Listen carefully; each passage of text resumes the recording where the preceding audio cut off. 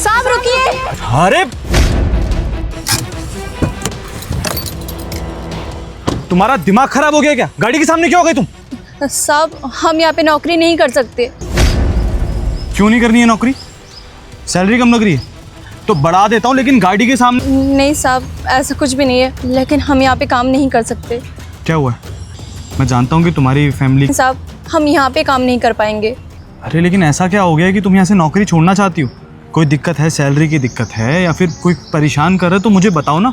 अगर तुम मेरे सामने आई हो, पूरी सोसाइटी में मेरे ऊपर भरोसा करती हो, तो कोई तो रीज़न होगा उसके पीछे। देखो घबराओ मत, कुछ भी बात है तुम मुझे बताओ, मैं सॉल्व करके दूंगा तुम, आई प्रॉमिस। साहब अगर हमने आपसे बता भी दिया ना तो आप विश्वास नहीं करोगे। और देखो ऐसा कुछ भी नहीं है, तुम मुझे बता सकती हो। बताओ क्या हुआ है? साहब वो जो आपके छोटे भाई हैं। ये तू हाँ करेगी वरना बहुत पछताएगी तू। साहब उन्होंने हमें बहुत छेड़ा, हमसे बदतमीजी की, हमें ना बहुत उल्टा सीधा बोला। और आज साहब हमें माफ़ कीजिए, हम यहाँ पे काम नहीं कर पाएंगे।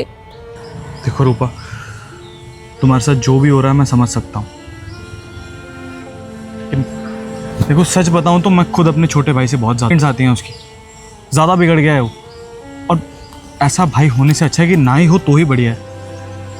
लेकिन मैं क्या करूँ, मैंने जिम्मेदारी ली थी उसकी। अपनी माँ से वादा किया था कि ज़िंदगी भर ख्याल रखूँगा उसको, कभी अपने से अलग नहीं करूँगा। मैं बहुत समझाता हूँ उसे, लेकिन वो किसी के साथ सट्टा खेलता हुआ पकड़ा जाता है। कुछ ना कुछ कभी लड़ाई कभी झगड़े, लेकिन उसको समझाने का कोई फ़ायदा नहीं है। और मैं समझ सकता हूँ कि तुम्हारा सेफ्टी कंसर्न अपने लिए बिल्कुल ठीक है, इंसान के लिए। साहब आप हाथ मत जोड़िए, आपकी इसमें कोई गलती नहीं है। वो तो आपके भाई ही ऐसे हैं, वरना आप तो टाइम पे सैलरी दे देते हो, आप अपने स्टाफ का बहुत अच्छे से ख्याल रखते हो। आप मेरे सामने हाथ मत जोड़िए मुझे।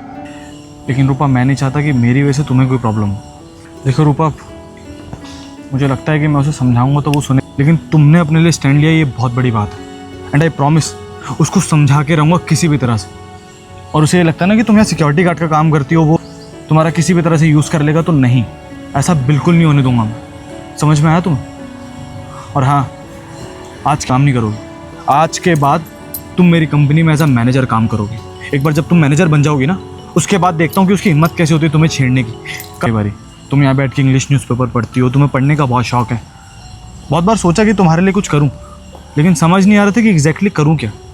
करूँ मैं हूँ ना, 6 महीने में एकदम ट्रेन कर दूंगा तुम्हें। और आज के बाद तुम्हारी सैलरी भी सीधा 25,000 से काम पे ध्यान दो। And congratulations for your new life.